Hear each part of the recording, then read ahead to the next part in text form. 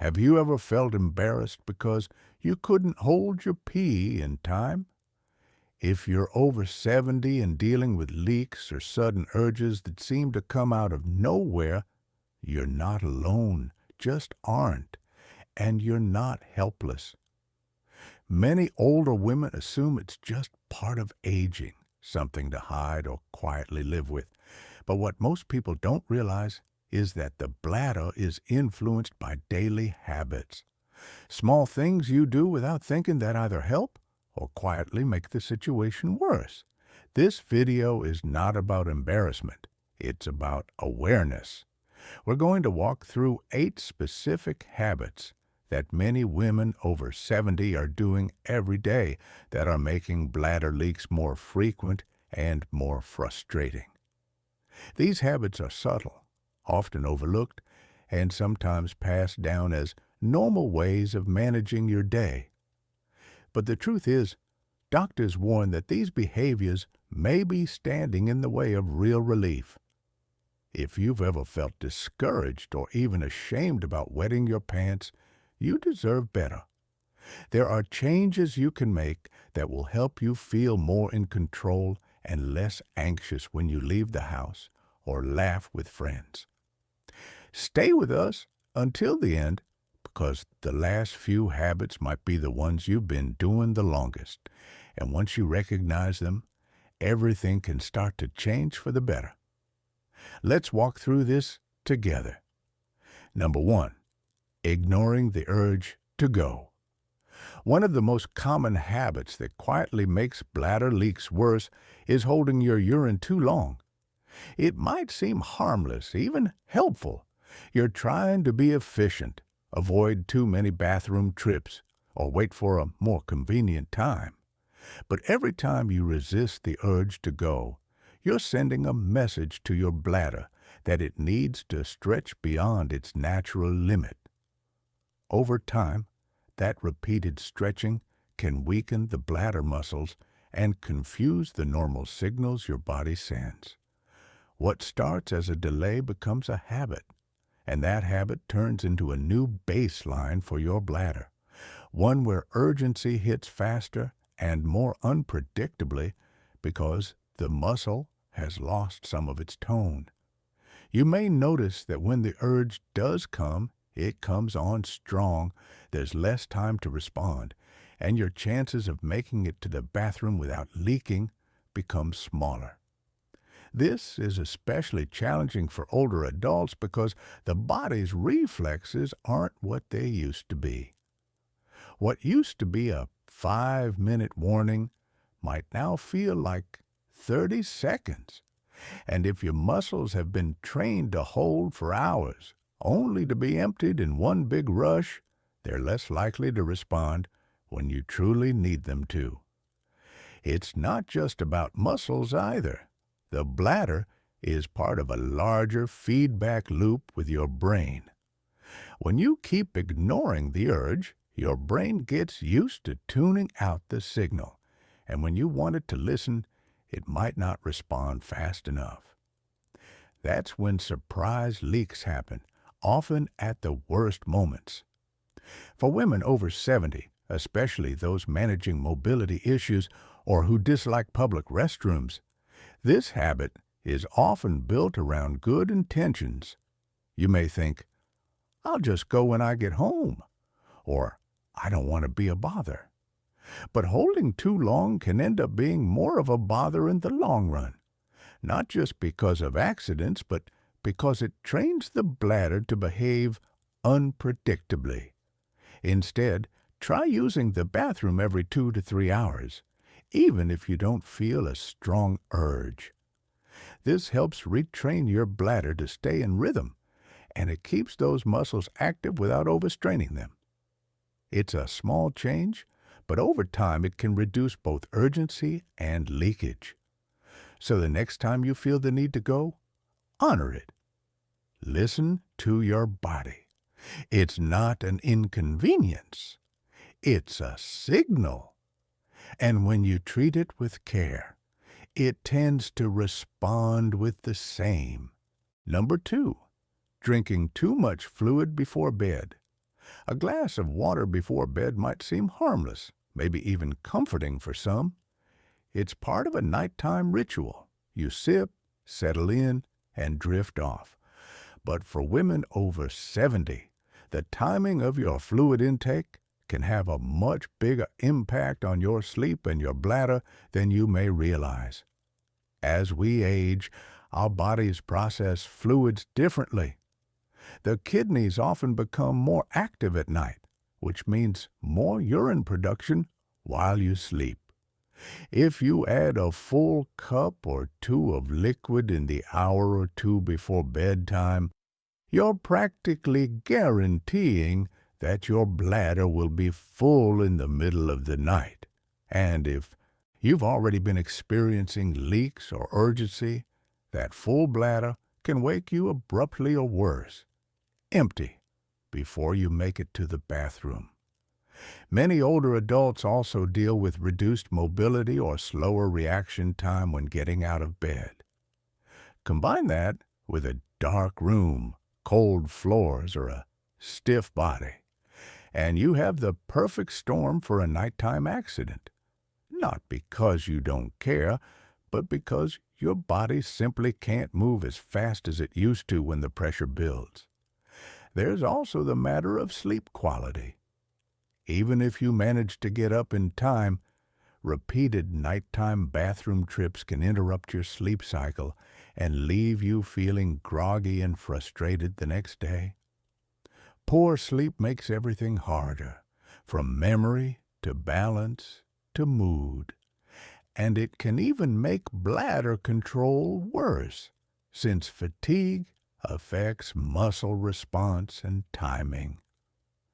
The solution isn't to avoid drinking fluids altogether, but to shift your intake earlier in the day. Make it a habit to hydrate well in the morning and afternoon, then taper off after dinner. If you feel thirsty at night, take a few small sips instead of a full glass. And if you take medications with water at bedtime, talk to your doctor or pharmacist about whether they can be moved to an earlier time. Even that one adjustment, reducing how much you drink in the evening, can dramatically lower the number of nighttime accidents and give your body a chance to rest, repair, and regain some control. Because bladder leaks don't just affect your confidence, they affect your quality of life.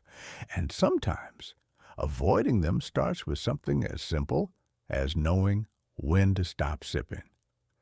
If you're still watching this video and finding these insights valuable, please comment number 2 below to let me know you're here. And if you haven't subscribed yet, I recommend you subscribe and turn on the bell so you don't miss any videos. Your support helps us continue creating good content to inform and inspire you. Now, let's move forward. Number 3, relying on caffeinated drinks like coffee or tea. For men and women, that morning cup of coffee or afternoon tea is more than a drink. It's a comforting ritual, a moment of peace, or a social habit shared with a friend. But what you may not realize is that caffeine, while familiar and soothing, could be quietly making your bladder more sensitive, irritated, and difficult to control. Caffeine is a known diuretic, which means it encourages your body to produce more urine. That's part of why you feel the urge to go shortly after your morning brew. But beyond that, caffeine also acts as a bladder stimulant. It increases muscle contractions and can cause your bladder to feel full, even when it isn't. For those already dealing with urgency or incontinence, this double impact, more urine and more stimulation, can lead to more frequent leaks. And it's not just coffee. Many teas, sodas, chocolate drinks, and even certain medications contain caffeine. Even decaf doesn't always mean caffeine-free. For a bladder that's already sensitive or struggling to hold strong, even a small dose can tip things out of balance. You may have noticed this without realizing what caused it. Suddenly needing to run to the bathroom after your usual breakfast, or not making it through a car ride without stopping. You might have even chalked it up to aging, but often it's caffeine that's whispering to your bladder, not your age. For older women, especially those trying to stay active, social, or well hydrated, this can be frustrating. Cutting out coffee or tea altogether might feel like too much, but reducing how much you drink, especially in the late morning or afternoon, can make a big difference. Even switching to herbal teas or non-caffeinated alternatives 2 or 3 days a week can ease the burden on your bladder. You might also try observing your response. For some people, 1 cup in the morning is manageable, but a second or third causes issues. Pay attention to what your body's telling you. If leaks tend to happen on days with more caffeine, it might be time to adjust your intake. This isn't about giving up everything you enjoy. It's about being mindful of what makes your body work better and what quietly gets in the way.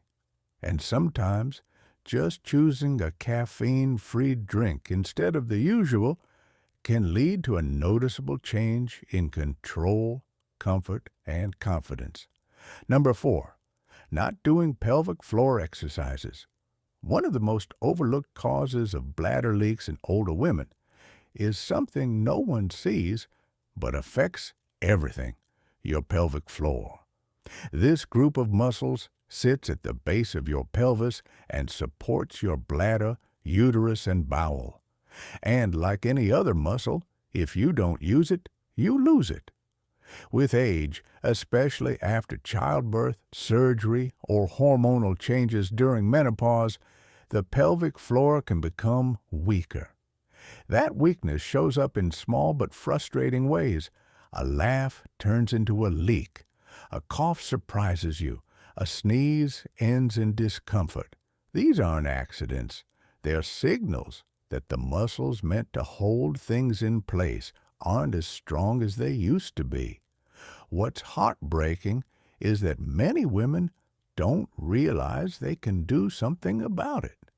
They think this is just what happens after 70 and start relying on pads or avoiding certain activities. But doctors say that strengthening your pelvic floor through targeted exercises, often called Kegel, can dramatically reduce or even stop bladder leaks. The beauty of these exercises is that you can do them anywhere. Sitting in a chair, lying in bed, waiting at a stoplight. No one has to know. It's a simple clench and release motion, like you're trying to stop the flow of urine midstream. Holding for a few seconds, releasing and repeating throughout the day builds strength where it matters most. But consistency is key. Just like you wouldn't expect your arms to get stronger by lifting weights once a week, your pelvic floor needs regular focused effort. Start small, 5 or 10 contractions at a time, a few times a day. Over time, as the muscles respond, you may notice fewer leaks, better control, and even improved posture or core stability. It's never too late to start. Some women in their 80s have seen real improvement just by sticking with it for a few months. And if you're not sure you're doing them right, many physical therapists specialize in pelvic health. They can guide you with proper technique and help tailor a plan that fits your needs and lifestyle. What matters most is this: you don't have to accept leakage as your new normal. You have muscles designed to support you. They just need a little attention, and when you give them that, your confidence grows right alongside them. Number 5, skipping bathroom trips during the day. It might seem harmless to wait a little longer between trips to the bathroom, especially if you're out shopping, watching a movie, or simply not wanting to be that person who constantly excuses themselves. But when this becomes a regular habit, it trains your bladder in ways that can backfire. The bladder is a flexible organ. It stretches to hold urine and then contracts when it's time to release.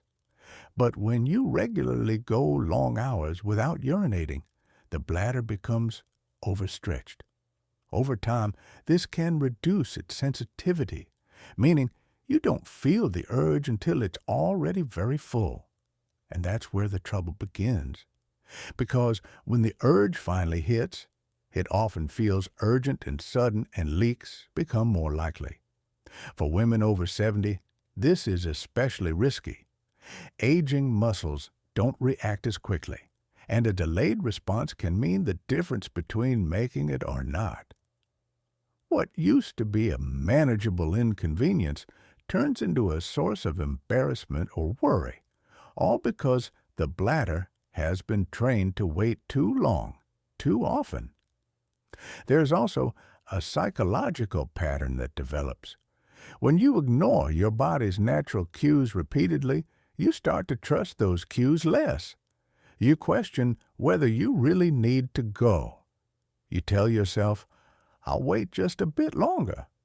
And then one day, you don't make it. Not because you didn't care, but because the signal didn't come in time or your body didn't have enough warning to react. The good news is this habit can be gently reversed. Setting a routine, such as going to the bathroom every 2 to 3 hours, even if you don't feel a strong urge, can help retrain your bladder. It keeps the volume manageable, reduces stretching, and gives you back more control over timing. It also helps prevent the panic that comes from sudden urgency when you're out in public or away from a restroom. Think of it like tuning an instrument. The more consistent the rhythm, the better it performs. Your bladder is no different. Giving it a chance to empty on a regular schedule helps maintain its natural function and lowers the risk of unpredictable accidents. So, if you've been pushing through the day without stopping, thinking it's saving you time or hassle, remember those small breaks might actually be saving you more than you realize. They're protecting your comfort, your confidence, and your sense of control, one restroom visit at a time. If you're still watching this video and finding these insights valuable, please comment number 5 below to let me know you're here. And if you haven't subscribed yet, I recommend you subscribe and turn on the bell so you don't miss any videos. Your support helps us continue creating good content to inform and inspire you. Now, let's move forward. Number 6, being constipated. Often, it might surprise you to learn that what's happening in your bowels has a direct effect on what's happening in your bladder. For older women, especially those dealing with chronic constipation, the connection is not just physical, it's structural. The rectum and the bladder sit right next to each other in the body, and when the bowels are backed up, they press against the bladder, reducing its space and its function. When your intestines are full, they create pressure that the bladder has to work against. That pressure can increase urgency, limit how much the bladder can comfortably hold, and make the muscles surrounding the area work overtime. It's like trying to inflate a balloon inside a crowded suitcase. There's just no room to expand. The result: sudden urges, accidental leaks, and the frustrating feeling that you just went to the bathroom but already need to go again. Many older adults quietly live with constipation without realizing how much it's affecting their bladder. You might think it's just a part of aging, or that you need fewer trips to the bathroom now that your appetite has changed. But slow or irregular bowel movements often come from dehydration, lack of fiber, reduced mobility, or even medications, all common among people over 70. And when left unchecked, this can quietly turn into a daily problem that affects everything from digestion to sleep to bladder control. Some women notice they leak more during a bowel movement or just after. Others feel discomfort in the lower belly, but can't quite tell what's causing it. If any of this sounds familiar, your bladder may be responding to the strain of constipation, even if you haven't pieced it together yet. What can help? Staying hydrated is a start. So is adding more fiber through fruits, vegetables, and whole grains. Gentle movement each day, like walking or stretching, also helps your digestive system stay active. And if you're taking medications that cause constipation as a side effect, talk to your doctor about alternatives or gentle remedies that can support regularity. When your bowels move comfortably, your bladder has the space and support it needs to do its job properly. You might not notice the change immediately, but over time, you'll likely feel less urgency, more complete emptying, and fewer unwelcome surprises. Number 7, wearing tight clothing around the abdomen. What we wear can have more of an impact on our body than we sometimes realize, especially when it comes to bladder control. Many women over 70 continue to wear snug-fitting pants, compression garments, or tight waistbands, either out of habit for posture or simply because those clothes feel familiar. But when clothing presses too firmly around the midsection, it can quietly place pressure on the bladder and reduce its ability to expand comfortably. Imagine your bladder like a balloon trying to fill with water. If you wrap that balloon in tight fabric and squeeze it, it has less room to stretch. That pressure creates an artificial urgency.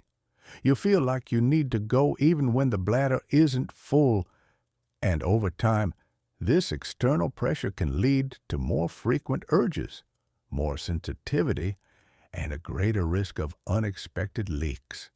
Tight clothing can also interfere with your pelvic floor. These are the muscles that support your bladder, and they rely on flexibility and movement to function properly. When your clothes restrict the area around your hips and belly, those muscles can't engage as freely. That means even if you're doing your pelvic floor exercises, you might be canceling out the benefits by compressing the area all day long.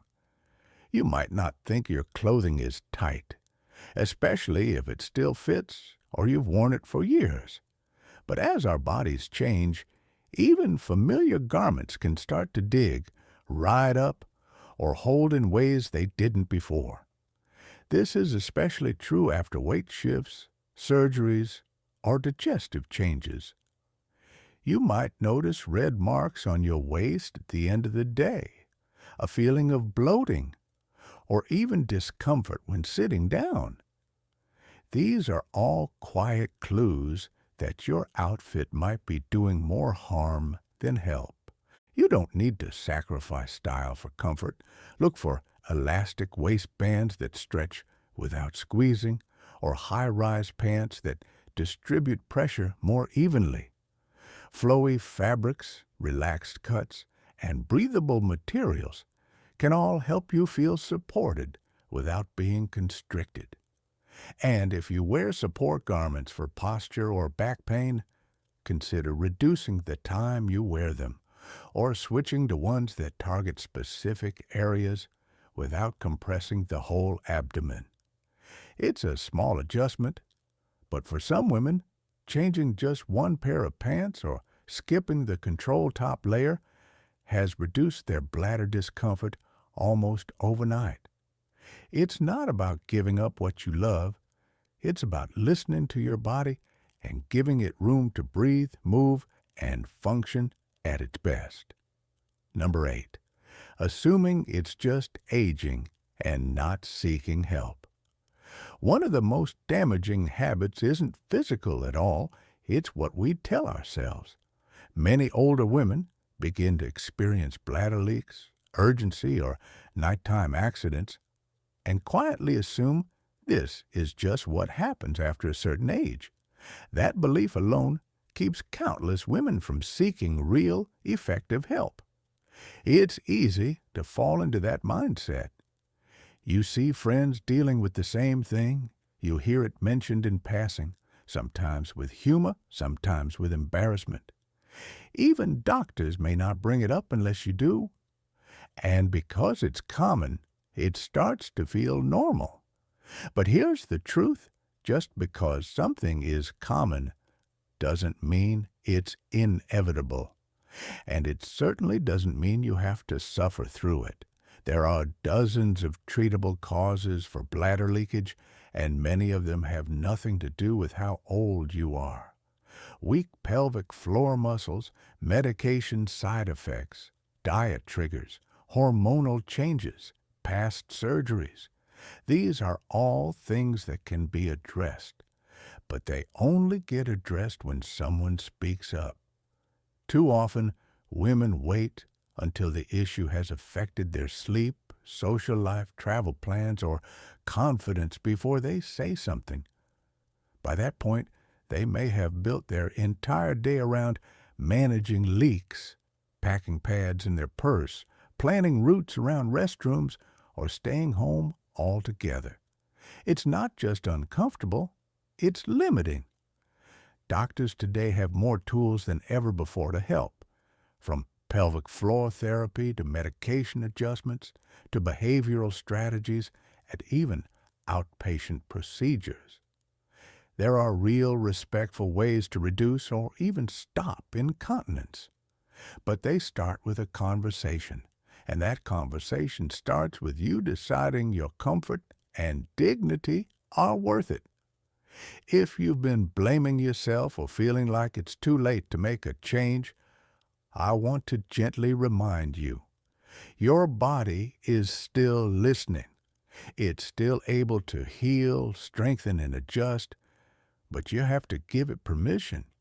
And that often starts with letting go of the belief that this is just aging and replacing it with this. This deserves attention because it does. You do. Taking that first step, asking your doctor, trying one new habit, even just learning more, is not admitting weakness. It's reclaiming strength quietly and entirely on your terms. If you're still watching this video and finding these insights valuable, please comment number 8 below to let me know you're here. And if you haven't subscribed yet, I recommend you subscribe and turn on the bell so you don't miss any videos. Your support helps us continue creating good content to inform and inspire you. Now, let's move forward. Final thoughts. Now that we've walked through these 8 hidden habits, it's worth asking yourself, how many of them have quietly slipped into your routine? Not out of neglect or carelessness, but out of habit, comfort, or the belief that nothing could really change. The truth is, bladder control after 70 isn't just about aging. It's about awareness. And awareness gives you choices. You now know that holding it in too long trains your bladder the wrong way. That too much fluid at night or a second cup of coffee can tip the balance. That weak pelvic muscles and overlooked constipation are connected in more ways than we're usually told. That even your clothing and your mindset have a role to play in your comfort. You also know you're not alone. Many women in their 70s and 80s are walking through this quietly, managing, adjusting, but also longing for something better. The good news is, better is possible. You don't need to accept leaks, urgency, or nighttime accidents as your new normal. You can take small, consistent steps to regain confidence, comfort, and control. And every change you make, no matter how small, sends a message to your body. I'm still paying attention. I still care. So which habit stood out to you most? Was it something you've always done, never thinking it could affect your bladder? Or maybe something new you're willing to try starting today? This isn't about doing it all at once. It's about starting where you are and giving yourself the grace to grow. Because life after 70 isn't the end of your story. It's still your story. And the more comfort and confidence you have in your body, the more fully you get to live it. Thank you for joining us today. We'd love to hear from you. Leave a comment below and share one thing you learned today and how you plan to use it in your life. Your thoughts are important to us, so don't hesitate to share them. Reading your comments gives us great motivation and encouragement. If you enjoyed this video and found it helpful, please like, subscribe, and share. Your support helps us continue creating good content to inform and inspire you. Thanks for watching, and we look forward to seeing you in the next video.